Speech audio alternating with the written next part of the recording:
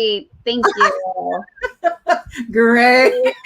Great. It's just like there's so many like exciting ideas that are flowing through my brain. I'm like trying to like, oh my gosh, focus. Yeah. But really, really exciting stuff that we've been talking about throughout the week between each other. And I'm just like, yeah, I just feel really good about the path that we're on and everything that we're working towards. So, and then thinking about, it's always like this, with coaching, where you think about how do we help other people, right? It's always in the back of our mind. And then just realizing like, and I think this goes with many coaches, many coaches, like you do it yourself and then you realize, okay, how can I show other people that this is possible for them as well? Totally. At any age. Yes. At any age. And I think that's why I love like doing all of this with you, because we both value many of the same things. Yeah. And we're always talking about values. We're always talking about this, right? And so we value many of the same things. And so we value work ethic. We value giving back. We value supporting others in community. There's a big give here. And also when we do things, you don't only get one coach, but you're getting two. So yes. And we're fun, for real. We are fun. For real. We are fun. Woo. So, oh my gosh, I can't wait to have fun with this girl in August. I know. Well, we're like going to be together in real life. In San Francisco. IRL. Oh my goodness. I love San Francisco. So yeah, super fun. It was super fun when I was there last time. But yeah, it's always been one of my most favorite cities, that in New York. Oh yeah. Miami is one of them too, but I didn't get to do a lot when I was there, but it's one of my goals to just get back down that way. But yeah, I need a private jet somewhere. We got to get going with this. I know, because I need to go back to London, baby. That's one of my favorite cities. San Francisco and London are like two of my faves. Oh, yeah. I love the UK. And I love Scotland too. So, oh my gosh. How long does it take for you to get there to the UK from where you're at? 5 hours. 5 or 6 hours. No. I'm sorry. It takes 6.5, 7. Yeah, that's right. Okay, that's almost like me going to Hawaii. Yeah, I was counting when Sir Michael's on with us on IG. He's 5 hour difference, but when I'm flying, I'm like, oh yeah, that's 6.5, 7 hours. That's right. It's different. Yeah, like Hawaii is like 6. Is it like 6 or is it 5.5? No, New York's like 5.5. Oh yeah, Hawaii is like 6, and I'm just. That is like my limit. Oh, well, you come here. I know, and it's so crazy because I've been to the Philippines like 4 times, and that flight, I am losing my mind because girl, I get ya. That's a 16-hour flight. Okinawa was the same.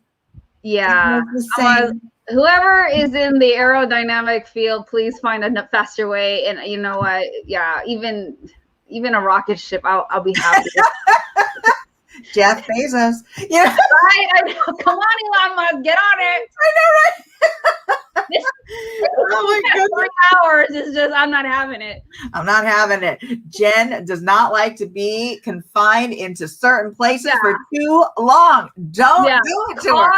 Car or plane. Or bus or train. Yeah, I'm just like, yay, Vegas, 45 minutes. But here's the beautiful thing. Like we've taken the train from like London to Edinburgh in Scotland. Mm-hmm. And it might be like a full day, like 4 or 5 hours, but you've got like the drink cart and you've got like various other things. You've got castles like on the side. It is gorgeous. And you can work. You can work on a train. Oh, okay, see, that makes a huge difference because when you can't do that and you're looking at desert, I did for hours 2 weeks ago, it's not. I'm done. Yeah, no, I totally get what you're saying, but no, that train ride was like awesome. But I do have to say, I get a little puffy and I'm like, okay, I'm ready to go. I'm ready to get out. I'm ready to get off this train ride, like literally this train ride. Oh my gosh. I don't know how we go down these roads. Anyway, so there's so many amazing things that have happened this week. There's always so many things that are happening with Jen and I with the Life, Love, and Money show. So this week we have been published in 2 Indian platforms that are lifestyle platforms, entertainment, high Bollywood platforms. You're not going to want to miss these articles. Go check them out. Leave your comments. If you go to our Facebook, the Life, Love, and Money Facebook page, if you're there now, if you're on our Life, Love, and Money Twitter page, our YouTube page, you'll find those things. You'll find at least on our Facebook pages, at least on our Twitter pages, also on our Instagram pages. If you just go into our bios and click our bio and click on our bio and our website, you can go to our media page and you can read all of our articles that have been published. We are now international lifestyle authors. So that's so exciting. That is so exciting. And we get to offer things of value and back to the community. And so we talk about how-tos, top 5s, those kinds of things. If you ever have questions for us, please submit your questions based on the article, something we've talked about, or if you want us to ask us a question for us to answer. Jen and I come into this with expertise. She's got an expertise in so many arenas. She's a graphic designer. She's a money coach. She's just a brilliant woman, and she's got so much to offer. Same with this one. Okay. She's like my therapist, my counselor, my legal team. I mean, yeah. So we've got combined a lot going on. We're raising the bar here. And what Jen and I always say, and something that she reminds people of, it's never too late to really harness that dream, that vision, whatever it is, and go for it. It's just putting the action behind it and pushing forward. And you will see, Jen and I, it will have almost been a year. It's almost a year. In September, it will be a year that we started working together. You want to talk on this, Jen? Yeah, like how it all started. Yeah. It's really cool. It's really cool. I mean, obviously for those of you watching this right now, you know that about a year ago, we were literally a few months into the pandemic, and depending on what part of the country you were in, you were already like on lockdown. Yeah. And Summer and I got connected through a mutual friend. Shout out to LaRon. And Laurent and I have known each other for over 10 years. And so we've kept in touch over the years. And this is when he used to be living down in San Diego. Yeah. And so I get connected to Summer and I go on her podcast. And then months later, she calls me and I'm driving to Timbuktu. I mean, still within Southern California. But Timbuktu to me is past 15 minutes driving, okay? Seriously. Yeah. You can be going 2 miles. I'm not that diva, but I sound like I'm diva. And so she calls me. She has this brilliant idea about a show, an academy, and just all these amazing things. And then I was just so honored that she asked me. And she's so sweet. She's just like, think about it. And I was already like, no, I'm in. No, I'm in. I don't need to think about it. I'm in because I just love her. I just love her because we hit it off from the first time we met. And so after that point, it was just like, okay, now what? And so I love this story because it doesn't matter where you're at. A lot of us will tend to go in our mind and go like, it's too late. Everybody's already doing that. You have to get it out of your mind. The market is so saturated. Yeah. If you want to do something, you have to believe that there is an abundance of stuff versus having a scarcity mindset. Yeah. If you stay there, ain't jack happening. And so, she reached out, I said yes. And then here we are almost towards the 52nd episode or 50th episode as well. And it's like almost a year. And so just amazing. I'm so proud of us. And I hope it inspires all of you that if you have an idea, if there's something that you want to do, I mean, the hardest part is the beginning. The hardest part is taking that first initial step and going past the fear and the worry and doubt. And then literally, you got to figure it out as you are walking, not you learning how to walk first and then making it happen. You got to figure it out as you are learning. And that's how it goes. Because if you're going to wait till you got it all figured out, I promise you nothing will happen. And you're going to look back 10 years, 5 years, even 1 year and be like, man, I should have started. Yeah. And so we don't want that for you. And so we think about people that are in that space, that have this idea, that are going through transition, that want to do these things. And so we have a program that's coming up. We'll talk about that in more detail later, but just know that we have you in our hearts and our minds thinking about what can we do to help you all if that's the space that you're in. Absolutely. Oh, bravo. Because we really are here to be of support and offer value, because we've done that for years and years now of our lives, and we continue to do it, something we value. And we talk about this all the time, about going back to your values and doing things that align with your values. So if you have a vision, if you have a mission, or you have a vision for a dream, a goal, go for it. Take those first steps. If you have questions, feel free to DM us. We're always willing to hear your questions. We want to hear your questions. We want to engage with you. We come into this with a lot of expertise in different areas, so we want to offer our support.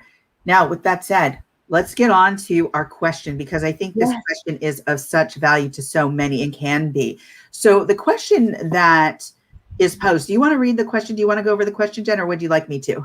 Oh, go ahead. I don't have it up right now. Okay, gotcha. Okay. Go ahead. So basically, it's how much do you charge as an entrepreneur? And I'm going to read you the exact question that somebody submitted. So it says, let's talk about rates, baby. In regards to consultants and entrepreneurs setting rates for various services, classes, courses, etc., what is everyone starting out at, and what are some tips for setting a rate that reflects experience, quality of work, time, and scope of work? So there's a lot here. That's a full question, and we could touch the surface, and that's what we're kind of going to do today. But we're going to give you some guidelines here about what to start to think about, because when I'm looking at research regarding this question, I'm finding that there's not an exact science or formula for this. So, but there are a lot of guidelines. So that's what I'm going to go down. Jen and I are going to do today. We're going to go down some of those guidelines, just so that you have an understanding of what to look at, what to think about, and then how to assess your value and the value you're giving. And then Jen is also going to cover some really important concepts and maybe some formula here, because she's the math gal. She's the money coach, not me. Okay. So that's what I went into. I don't want to call it a soft science, but not really one that focuses on math. So yeah. And truth be told, I don't like math. I really don't. And it's like, when I think about the work that I do, it's more of like the architect. You're putting it's more like here's a better analogy. You're the conductor. I'm not the person over there on the third row playing the flute. Okay. It's like, I'm kind of just orchestrating everything. That's right. We give you the guidelines. We kind of wrangle you in. We go, hey, you can do this. Now get going. Here's some guidelines, right? So, because here's the thing, and that's a good point, Jen. We all have our own process. And just as, somebody working in the field with humans forever, you have done this too. Even in the financial, forum, like milieu, whatever you want to call it, that people each have their own process. There's certain formulas, there's certain worksheets, there's certain things we can give you, but you're going to figure out your own process, right? So, all right, I'm going to get into some guidelines here. So the question that many people have and have never found really a formula is, however, there are guidelines. So the guidelines, let me start. Know your value. Know your value. Be aware of your value, what your value is, assess your value. Look at the industry standards and your competitors' pricing to include professional history, education, wisdom that you're personally bringing into the service or being offered. Then you're going to look at the level of expertise against the industry. So what is your level of expertise when you're looking at the general industry, an average of averages, right? Okay.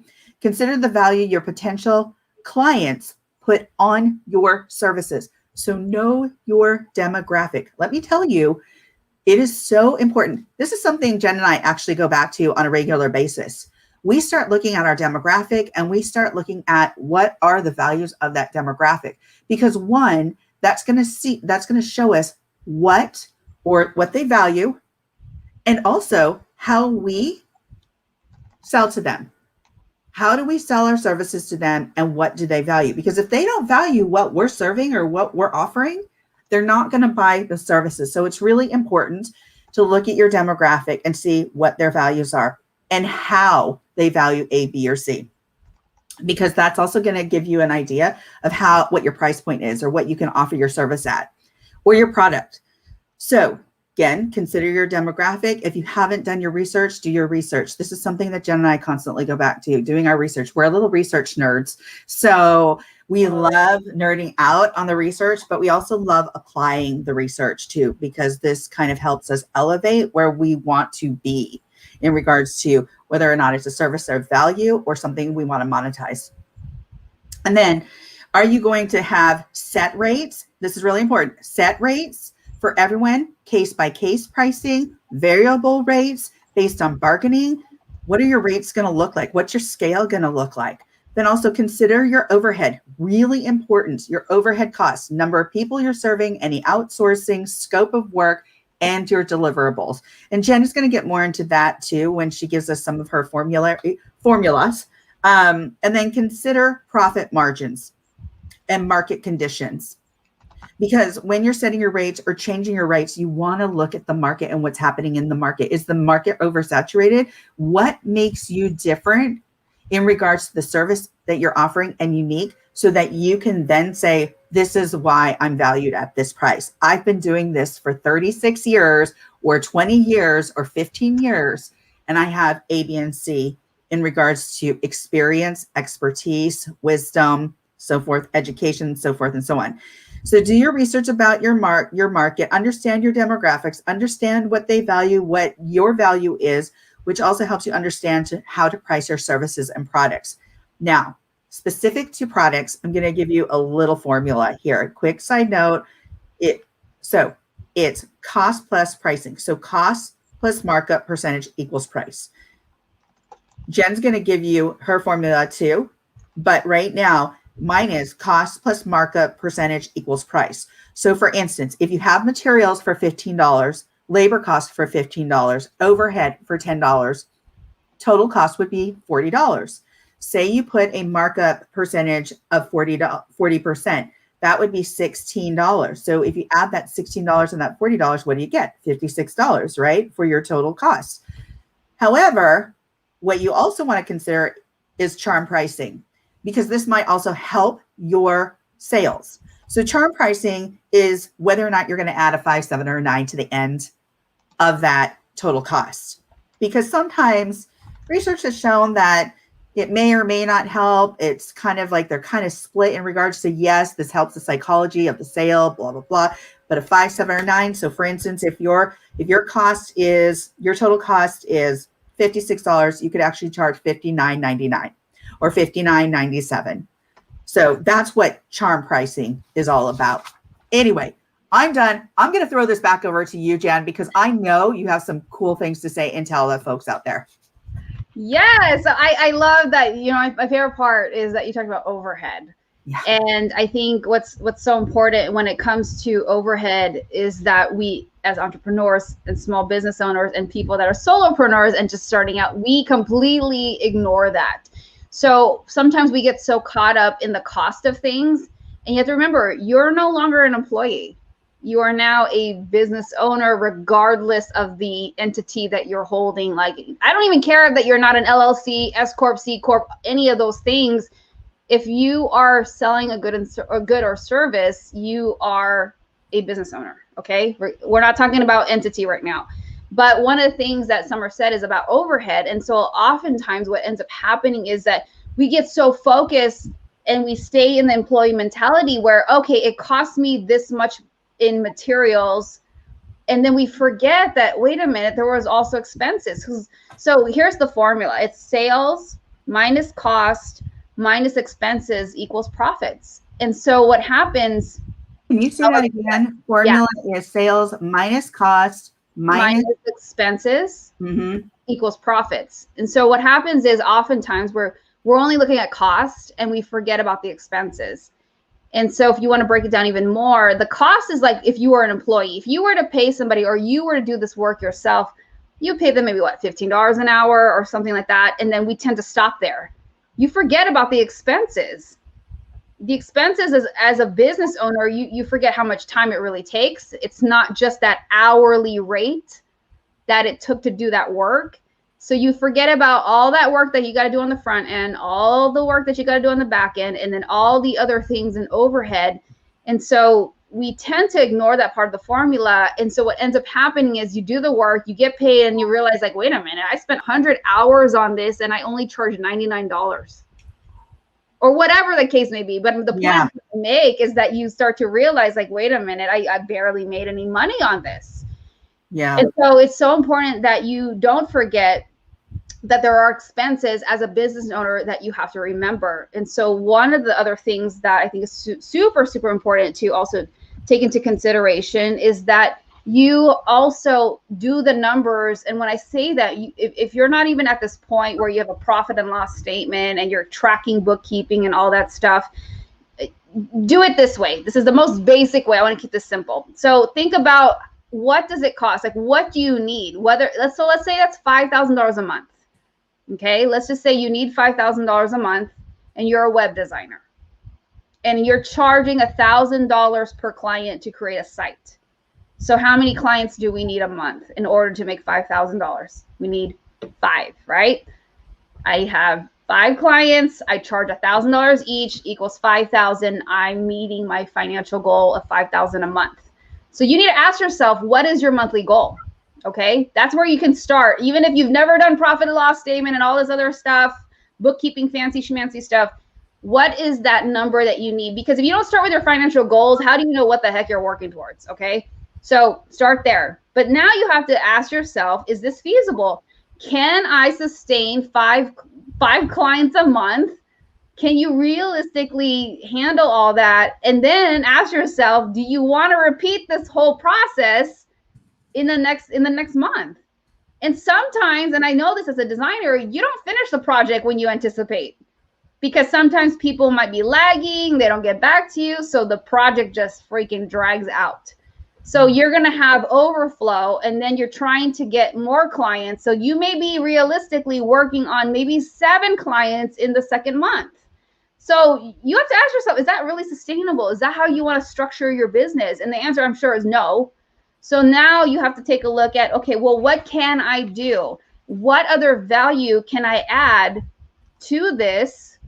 And what other value can I bring to this client so that I can charge my prices and charge more? So maybe you're adding more to this and you think about other things that you can put into this package. And then maybe you only charge, maybe you charge $2,500. So now you're down to 2 clients at $2,500, which is still meeting your monthly goal of $5,000. Does that make sense? And so, but it's important that you start with the numbers and then reverse engineer it, because if you don't look at how much you need, you got to start there, because what is the point of creating the pricing if you're just like, well, I just need this?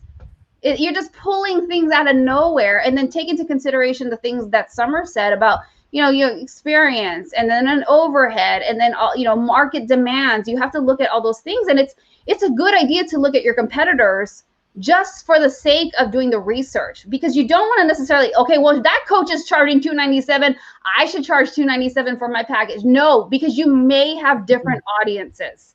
Absolutely. Good, right? It's good to do the research. It's good to do the research, but you still need to understand, like, you may be talking to 2 different people. Yeah. You may be talking to a different audience. You may not even have the same kind of business coaching or the same kind of coaching framework. Yeah. Framework. Exactly. Yeah. So, you can't really do an apples to apples comparison. Yeah. And so you have to take into consideration, but the research is important, because basic economics, you can see what the supply and the demand is. If there's a lot of people asking for a certain thing and they want a lot of help with it, then okay, yeah, you can charge a certain amount. But this is where also you have to take into consideration experience. If you're just starting out, you probably are not going to want to try to charge $8,000 for a package. You're starting out, but start off small, do the research, and then you can see, like, okay, the going rate is X. Yeah. Okay, let me get a couple clients under my belt. Let me get some testimonials. Let me get some proof that I helped other people and save that proof. And then you and it doesn't even have to take a year. It could be 3 months. You help these people. Now you got testimonials and proof, social proof, super important. And then you say, okay, now this package is rolling out at this new price. And then you're the business owner, you're the entrepreneur, you have the control to up your pricing. Of course, you got to be able to back it up with value, and you got to be able to back it up with what you're offering. So, those are some things that you need to consider. And then the last thing I will add in this, and I'll turn it back to you, Summer, and we can further expound on all this. You got to be careful that you're not being too cheap. I think that's one of the most dangerous things that we do as coaches, especially, or in service-based industries. We want to try to be too cheap. We go into this mindset of being afraid to charge our value, to charge what we're worth. And trust me, you do not want to be the cheapest person on the block. And there's so many bad analogies that can go with that, but you do not want to be that person, because what ends up happening is you will tend to attract the wrong kind of client, which is why it's so important what Summer said in the beginning. You got to know your target audience. You have to know who you're serving. You have to know who you're doing this for, because the pricing will change. Are you talking to the starving college student, or is your target audience professionals like doctors, attorneys? That's going to be a big difference, right? Especially because the income levels are different. So you have to take those things into consideration. But at the end of the day, you really don't want to follow I want to be the cheapest, because what ends up happening is people, and this is why you have to be careful with what you give away for free. And this is completely different and separate from when you're making a freebie offer, or you're doing an opt-in, lead-in, free gift. That's not what we're talking about. We're talking about paid programs, services, all those things. Okay. So if you're trying to lean towards the cheapest thing, and that could be a mindset issue where you're just afraid to charge more than what you're worth, and you got to grow and mature up to that level. But when you do that, you will attract everybody. And the danger in that is that you get the people who do not have skin in the game, the people that do not commit. And then what ends up happening is you spend so much time servicing these clients who barely paid anything. And then you don't feel good, because you're like, my gosh, I spent 50 hours on this and I made, $45.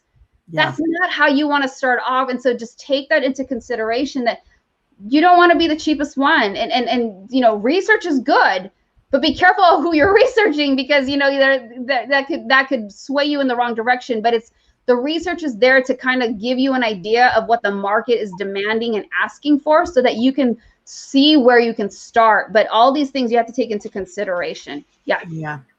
No, I think that's great. I think all these tips are great. I think, even when Jen and I are talking, and we're talking about, a product, a service, or something that we want to sell, that we want to create, put together, and offer value for folks, we need to do our research. We need to look at the demographic. We need to look at our price point. We need to look at the market. We need to look at what's happening in the market, what is trending in the market, and what makes us different.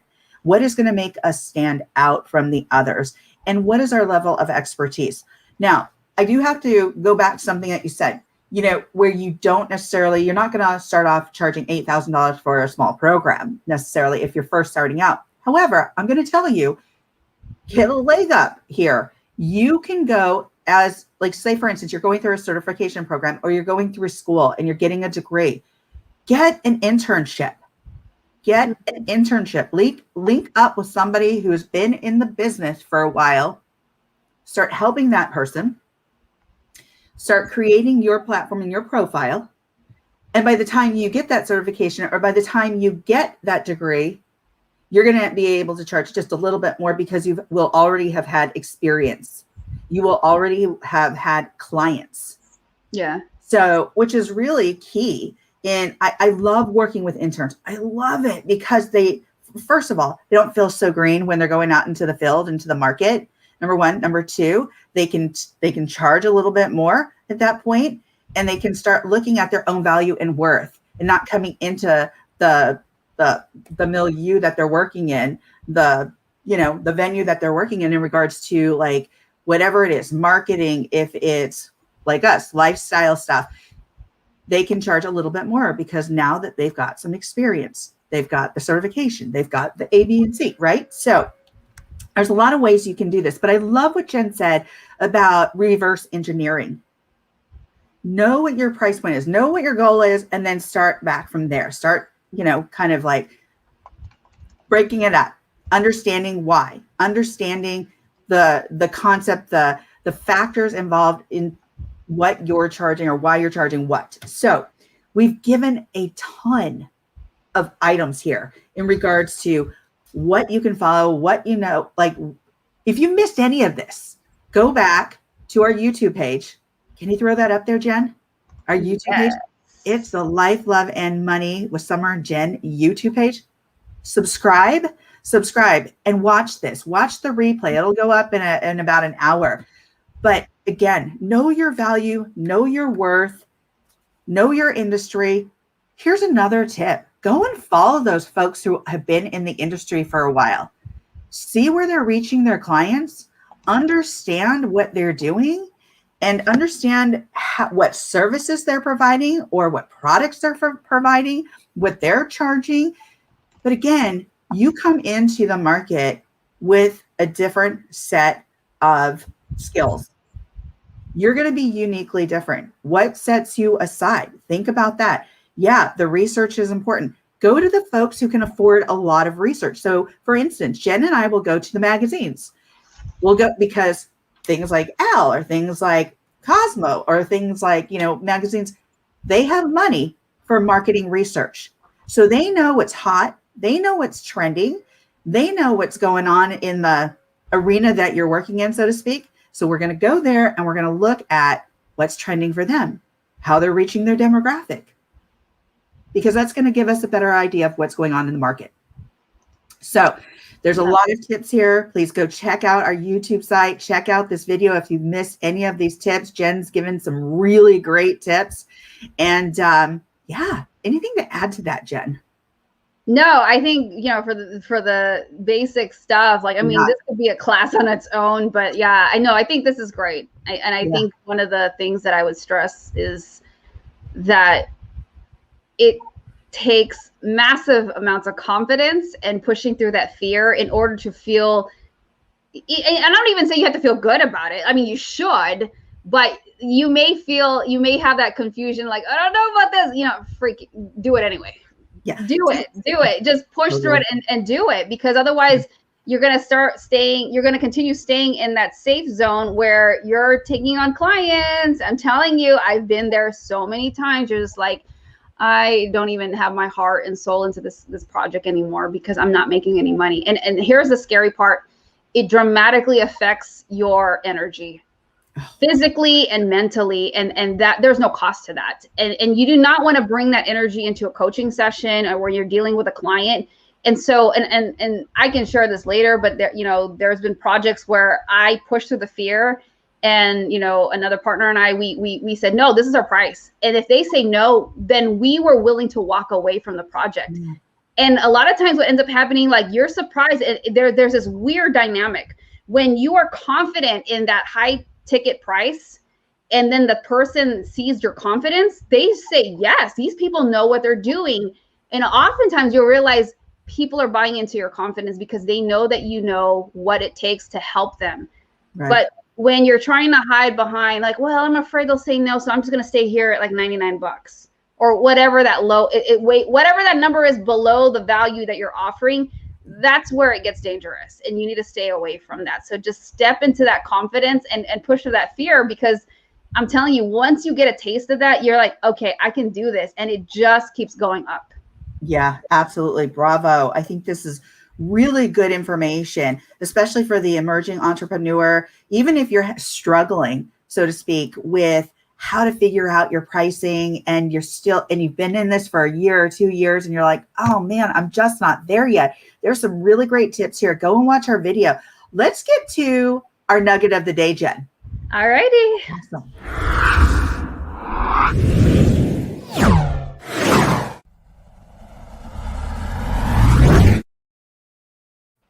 All right. I'm going to turn this one over to you. What is your nugget of the day?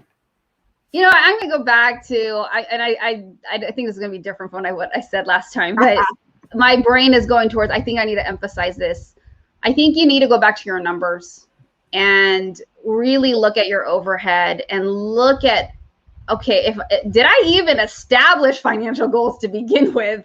And I think often we don't. We're so fixated at looking at the project or the package or the program in a vacuum that we haven't looked at the financial goals. So ask yourself, what is that number that you need to achieve per month?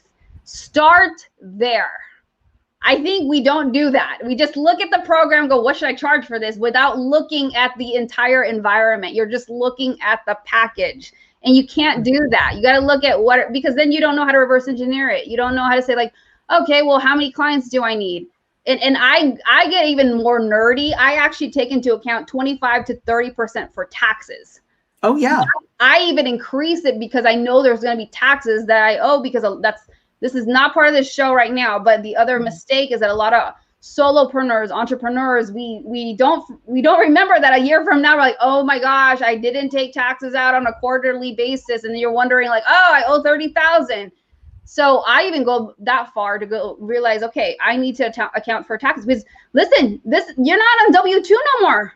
You're 1099, and you get the entire money, and there's no stuff coming out from the government. You got to be that person for yourself. So go to your numbers, set your financial goals, and find out like what do I need to do to reverse engineer this and make sure you can do an audit on yourself. Am I charging the right amount? Yeah, I love that. And you're going towards the numbers in a more quantitative. I'm going to go to a qualitative perspective here. Yes. I am such a nerd in qualitative data and information. And, I've done my research on qualitative in that venue. So I would say, don't undermine or don't disturb your value. Understand your value. And what that means is look at your wisdom, look at your expertise, look at the number of years you've been doing what you've been doing. Look at that when you're trying to set a price point for a service or a product, because it is so important. And never undervalue yourself. I think it's critical because a lot of times we can go into, especially being entrepreneurs, coming from a situation where you've worked for somebody else and you've still got that mindset of I'm the employee, yet you own your own business. No, you're not. You're not an employee. You are now a business owner. And that means you are bringing and giving value to somebody. Don't undervalue your value, so to speak. So that is my nugget for today. That's my qualitative nugget for the day. Love it. So important. All right, folks, if you have any questions for us, please feel free to DM us your questions. Also, you can check out this video on our YouTube page. Check out the video on our YouTube page. Please subscribe. Tell your friends about this. And also, if you haven't caught our new articles in Miss Malini, two of the biggest platforms for lifestyle, entertainment, all this good stuff, go check out Miss Malini, our articles. You can see that on our Life, Love, and Money page here on Facebook, on Twitter, on Instagram. You can go to our bio link, click the bio link, go to our website, and go to media, and you can see all of our articles that we recently published on both Miss Malini and Pink Villa. All right. There we go. Awesome. So thank you for being here. Again, join us next week at 2:45 p.m. Eastern Standard Time here. And so thank you for being here, and we so appreciate it. Thank you, everyone. We appreciate you. Take care. Join us next week. Bye.